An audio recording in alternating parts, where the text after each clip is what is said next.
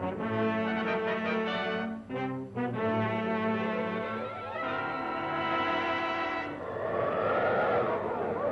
in the sky, look! It's a bird! It's a plane! It's Superman!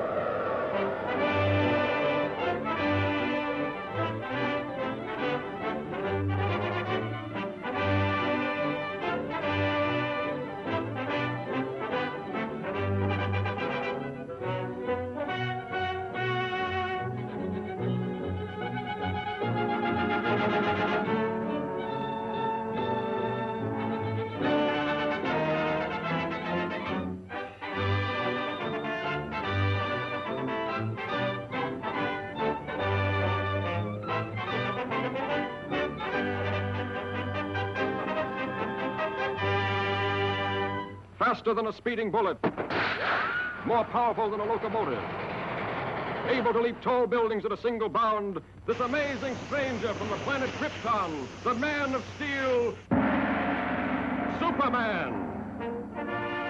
Possessing remarkable physical strength, Superman fights a never-ending battle for truth and justice, disguised as a mild-mannered newspaper reporter, Clark Kent. Penetrating deep into the frozen wastes of the great Arctic plains, an archaeological expedition searching for prehistoric fossils makes an amazing discovery. A huge monster, as lifelike in appearance as when it roamed the earth millions of years ago in the Mesozoic age, is found frozen in the ice in a state of perfect preservation. Constantly handicapped by the hazardous sub-zero elements, the scientists and their band of tireless workers succeed in removing the mammoth creature from the frozen pit. The ice-encased monster is loaded into the hold of a huge freighter equipped with a special refrigeration plant and brought to this country. Here, in a specially constructed wing of the Museum of Natural Science, this awe-inspiring creature is displayed to the public for the first time.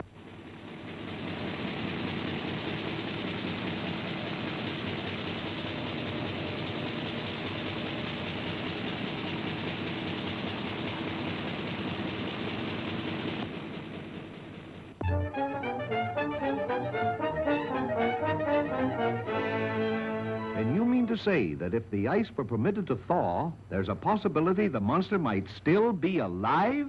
Thank you, Professor. Yes, Chief. Lois, there's a new angle on that frozen monster story. Get over to the museum and see what's doing. They've got him in a special refrigerator. Okay, Chief.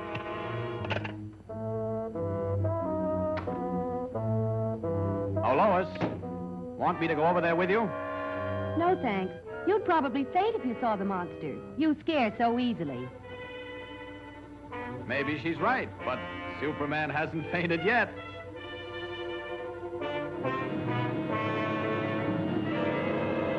Ken produces the necessary refrigeration. The control board is downstairs. I'll show it.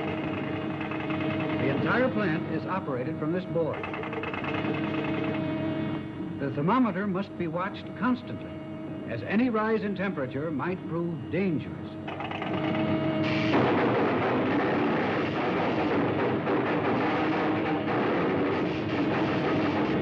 Cut those switches!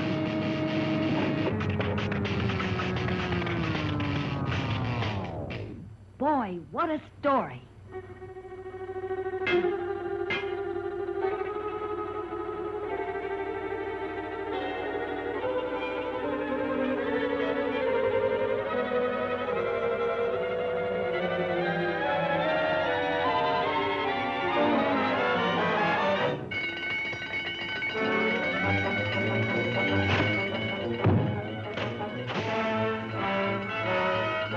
Outside, everybody. Step lively, please. Use the nearest exit.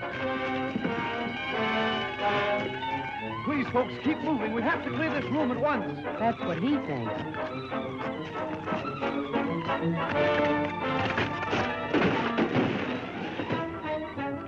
Police headquarters. Hello, Chief. Send the riot squad. We're in trouble.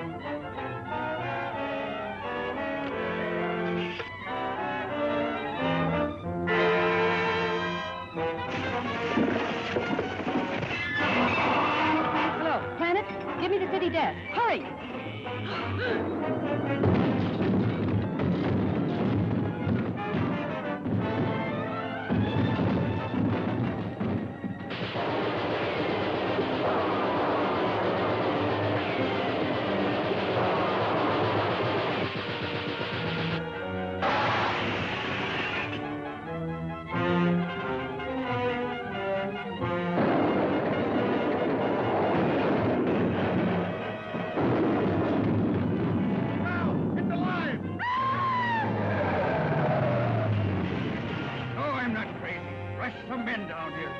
Attention, all cars. Proceed to Fifth and Main at once. Chief, Lois is in the museum. Better get over there, Kent. Right. This looks like a job for Superman.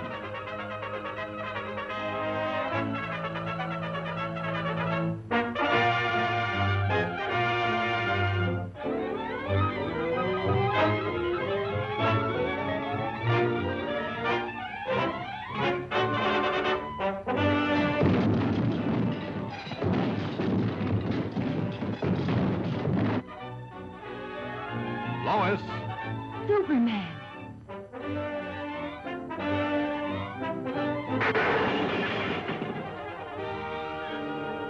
You'd better get back to your office where you'll be safe. I've got some work to do. Yes, sir. And this the best story in years? Swell chance.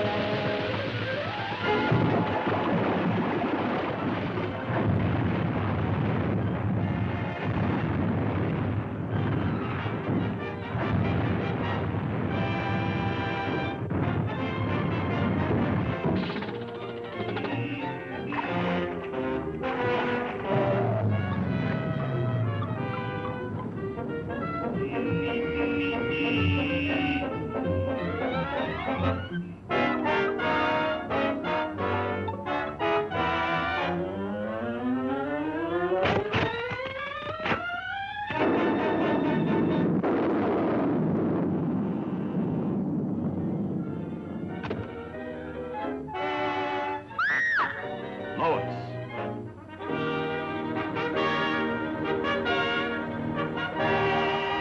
Now this time, stay put. Yes, my lord. And thanks.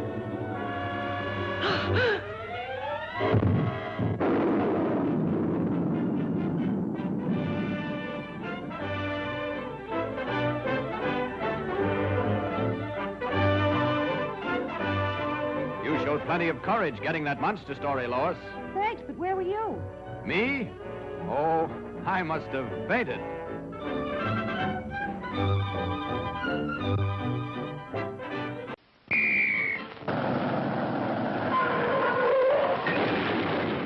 Mr. Projectionist, stop the show. Here's great news you ought to know.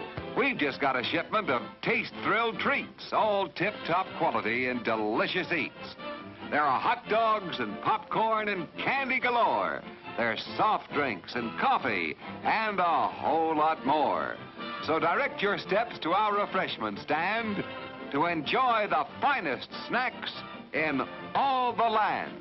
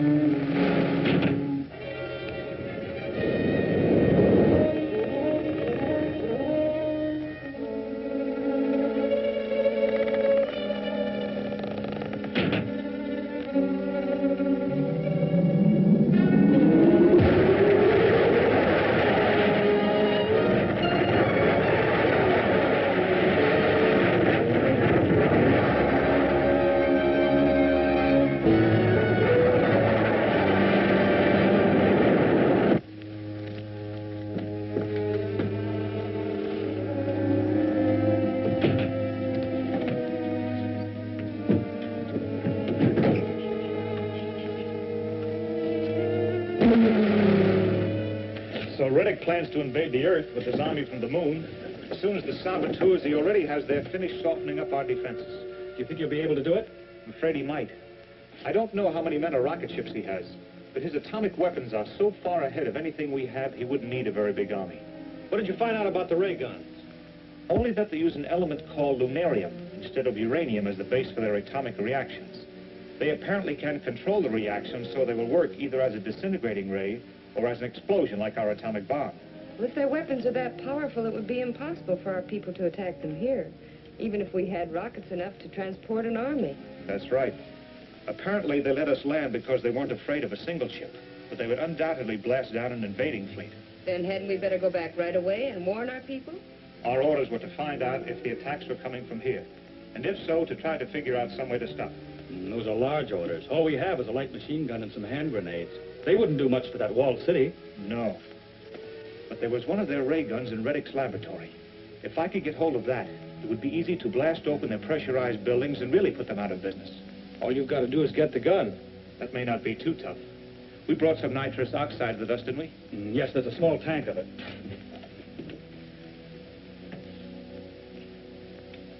I'll find the air intake that leads to Reddick's laboratory and turn the gas into it. That ought to put them to sleep long enough to let me get away with the ray gun. If it's like the gun you found on Earth, it'll be too heavy to carry, let alone fly with. That's right. But the tripod isn't important. I'll dismantle a gun from the tripod. I think I can handle a gun all right. Maybe you can, but it'll be quite a load. I better get a helmet and go with you. Hank and Joan can stay here and guard the ship. Okay. I may need some help at that.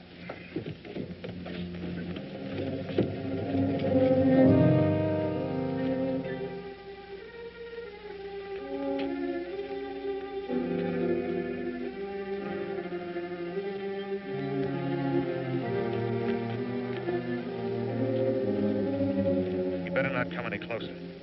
I'll fly on in and get the gun. I'll manage to lug it back this far myself. With the whole town chasing you? I don't think they can get around outside very well, but we'll find out.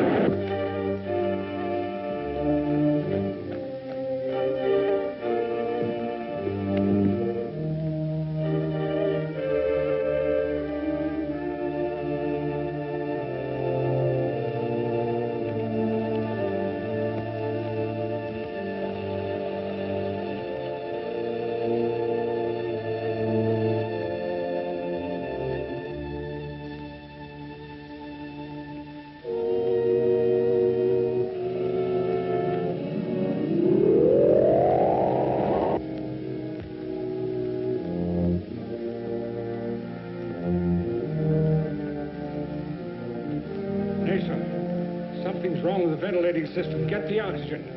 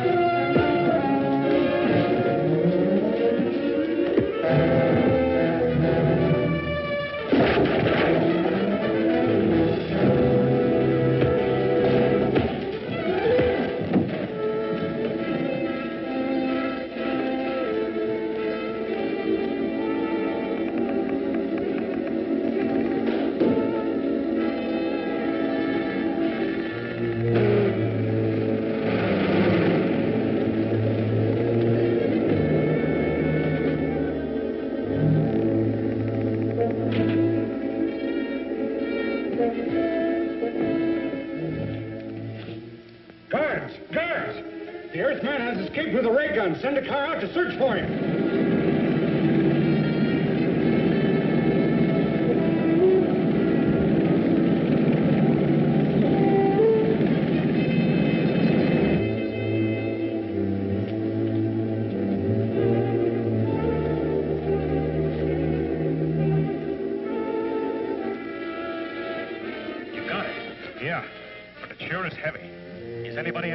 Not yet. Give me a hand with this. We've got to move fast.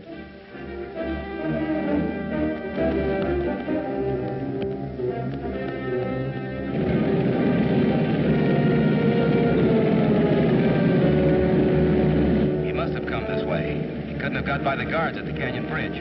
No, and he won't move very fast carrying that gun.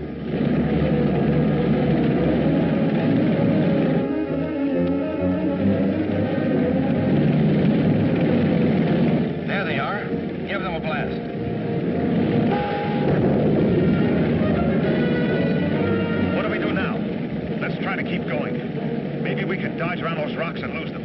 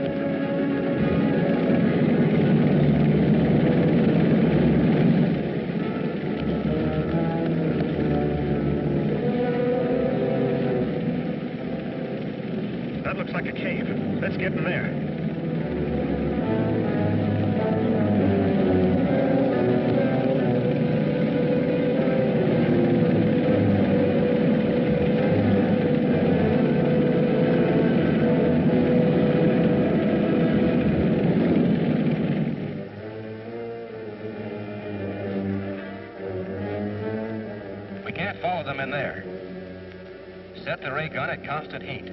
We'll melt the cliff and bury them alive. Right.